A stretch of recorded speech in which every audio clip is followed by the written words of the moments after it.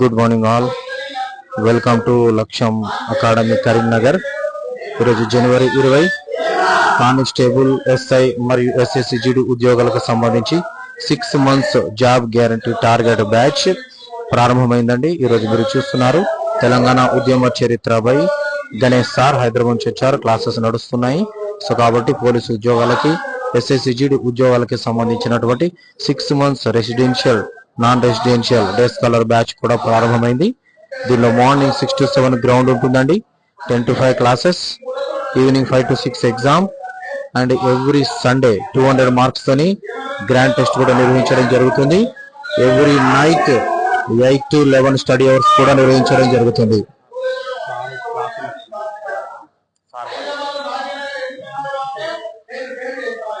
So కాబట్టి సమయాన్ని వృధా చేసుకోకుండా లగేజీతో పాటు త్వరగా రాగలరు.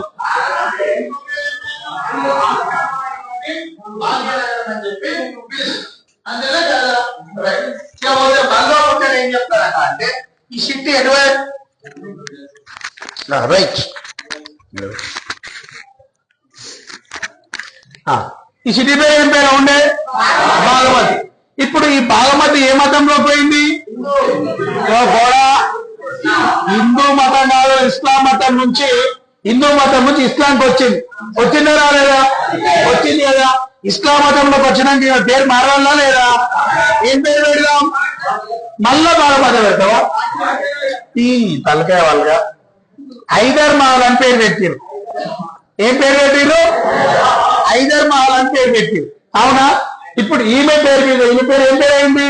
హైదర్ మహల్ అయింది. ఈ హైదర్ మహల్ పేరు మీద గానే హైదరాబాద్ ను ఏమని పిలుస్తున్నమాట అంటే, ఈ యొక్క హైదరాబాద్ పేరు మీద దీనికి ఏం పేరు వచ్చింది అంటే హైదరాబాద్ అనే పేరు వచ్చింది. రేపు పొద్దుగాల క్వశ్చన్ అడుగుతాడు, హైదరాబాద్ ఏ గ్రామం నుంచి ఉద్భవించింది అని అడుగుతాడు. హైదరాబాద్ ఏ గ్రామం నుంచి ఉద్భవించింది అంటే ఏ ఊరే?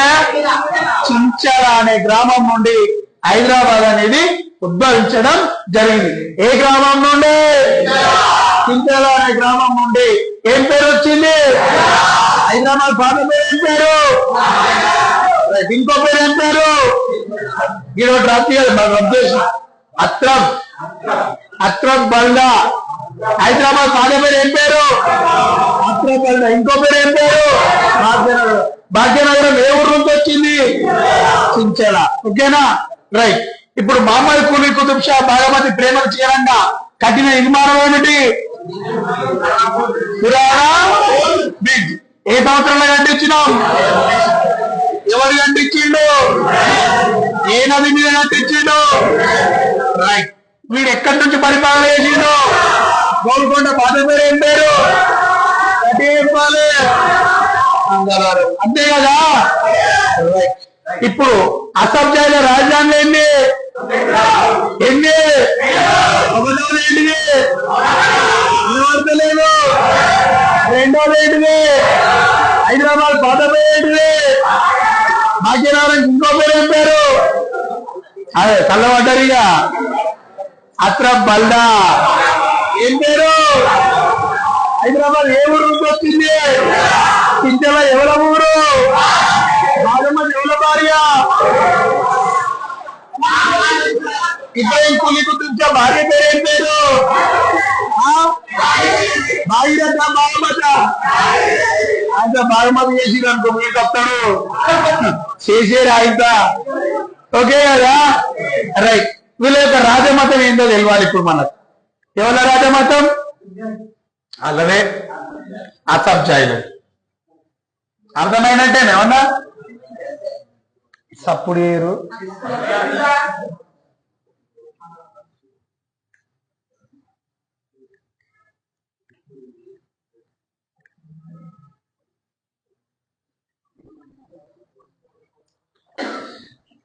రాజా మతం. మీరందరు ఏ మతస్తులు? హిందువులేరా? ఇస్లాం వాళ్ళు లేరా? రైట్. నేను లేనా? ఇస్లాం. వీళ్ళు ఏ మతం బిడ్డ? ఇస్లాం మతం. ఇస్లాం మతంలో ఎన్ని శాఖలు ఉంటాయి? వీళ్ళ రాజమతం ఏమని రాసిన? ఇస్లాం అని రాసిన. సిట్టి ఇస్లాం మతం స్థాపకుడు ఎవరు? ఇద్దరు పోతుంది. ఇప్పుడు జనరల్ గా నేను కొత్త అడిగినాను.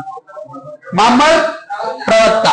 ఇస్లాం మతం యొక్క స్థాపకుడు ఎవరయ్యా అంటే మహమ్మద్ ప్రవక్త. అవునా?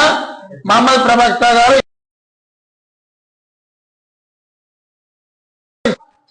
ఎన్ని శాఖలు ఉంటాయి?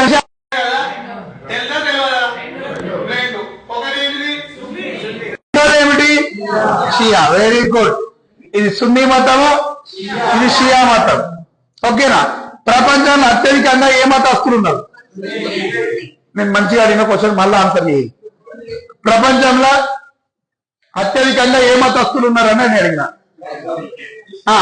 ప్రపంచంలో అతిపెద్ద మత సంస్థ ఏది? క్రైస్తవం. ఏంటి మీడియా? క్రైస్తవం. ప్రపంచంలో అత్యధికంగా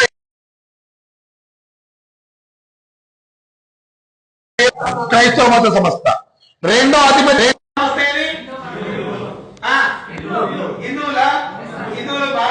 దాచలేరు. ఇస్లామా? ఇస్లాంలో ఏ మతస్థులు? ప్రపంచంలో రెండో అతిపెద్ద మత సంస్థ సున్నీ. ఏంటిది బేట? సున్నీ. షియాలు ఎక్కడ ఉంటారు మరి? మన దక్షిణ భారతదేశంలోనే ఈ షియా మతస్థులు కనిపిస్తారు. ప్రపంచంలో మొదట ఎక్కువగా ఉన్న మతస్థులు క్రైస్తవులు అయితే ప్రపంచంలో రెండవ మత సంస్థ సున్నీలు. మరి ప్రపంచంలో అత్యధిక ముస్లిం జనాభా ఏ మతస్థులు ఉన్నారు అంటే సున్నీలు మాత్రమే కలరు. ఓకేనా? మరి భారతదేశంలో ఎక్కువగా ఏ మతస్థులు ఉన్నారు అంటే షియా మతస్థులు.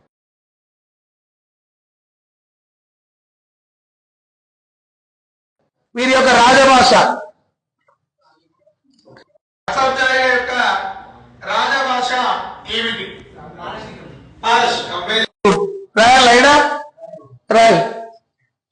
పారశికం. దీనికే ఇంకో పేరు ఏం పేరు అంటే పర్షియా అంటారు. ఏమంటారా? పర్షియా అంటారు. పర్షియాని ఏ దేశాన్ని పిలుస్తారు? ఇరాన్. ఇరాన్ యొక్క పాత పేరే పర్షియా. ఓకేనా?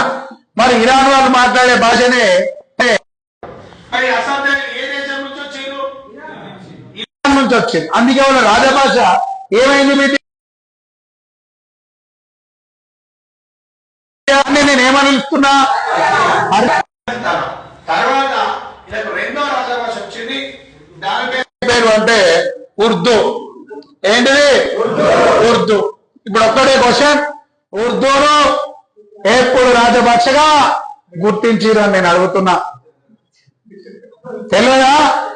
నేను చెప్తే కదా ఉర్దూ ఎప్పుడు రాజభాష అయిందంటే 1884లో ఉర్దూను రాజభాషగా గుర్తించారు. అసభ్యాల యొక్క రాజభాషలు ఏంటి అని నేను అడుగుతా. రెండు. ఒకటి ఏంటిదివా? రెండోది ఏంటిదా? ఉర్దూ. ఉర్దూ ఎప్పుడు గుర్తించిరా? మన ఎవరిలో దేవాన్ని కొనసాగిందివా? పారశికం.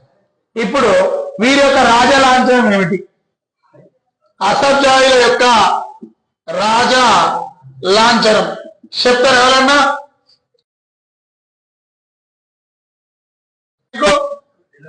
తెలియదు. Very good. ఏంటిది?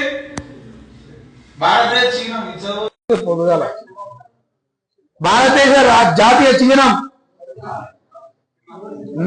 4 సింహాలు కనబడే యావే. అవునా? దాన్ని లయన్ క్యాపిటల్ అని పిలుస్తాం. పిల్లవా? మనకైతే ఎట్లయితే జాతీయ చిహ్నం ఉందో వాళ్ళకు కూడా వాళ్ళ జెండా మీద ఓ జాతీయ చిహ్నం ఉంటది. దాన్ని ఏమంటారు అంటే కుల్చా అంటారు. ఏమంటారు? కుల్చా అంటారు. మీలో కుల్చా అంటే తెలుసా? తెలియదా? హాఫ్ మూన్ తెలుసా? హాఫ్ మూన్ అర్ధచంద్రాకార గుర్తు నెలవంక అంటారు. దాన్నే కుల్చా అని చెప్తారు. ఇప్పుడు చెప్పండి, అసభ్యాయుల రాజలాంఛనం ఏంటిది? ఏ గడి చెప్పాలి? కుల్చా. కుల్చా అంటే ఏంటిది? హాఫ్ మూన్, నెలవంక, అర్ధచంద్రాకార గుర్తు. ఓకేనా? ఇక వీళ్ళు ఎప్పటి నుంచి ఎప్పటి దాకా పరిపాలించారు తెలియాలి. తెలియాలా వద్దా? రైట్. ఇలా కాలం, వీరి యొక్క పరిపాలనా కాలం 1724 నుంచి 1948. ఎప్పటి నుంచి ఎప్పటిదాకా? 1724 నుండి 1948 దాకా వీళ్ళు రాజ్య పరిపాలన చేసినారు. మొత్తం ఎన్నేళ్ళు? ఈ లెక్కలు రావాలా ఇప్పుడు 1948 1724 తీస్తే 224 ఏళ్ళు. ఎన్నేళ్ళు పరిపాలించారు? 224 ఏళ్ళు. ఏ ప్రాంతాన్ని పరిపాలించారు? దక్షిణ భారతదేశాన్ని. ఎవరు పరిపాలించారు? ఎన్నేళ్ళు పరిపాలించారు? 224 ఏళ్ళు. మొత్తం ఎంతమంది పరిపాలించారు తెలుసా? 10 మంది. ఎంతమంది? 10 మంది రాజులు ఈ 224 ఏళ్ళు పరిపాలించారు అంటున్నా. ఎంతమంది? 10 మంది రాజులు. ఎన్నేళ్ళు? 224 ఏళ్ళు పరిపాలన చేశారు. చేయలేదా? రైట్. ఇప్పుడు వాళ్ళ పేర్లు చెప్పాలా? నేను చెప్పాలా వద్దా? ఈ పేర్లు అని చెప్తారు. ఇప్పుడు నాకు ఇది రాసిన చెప్తారా అని అడుగుతున్నా. అవుతుందా? పక్కా. రైట్. స్థాపకుడు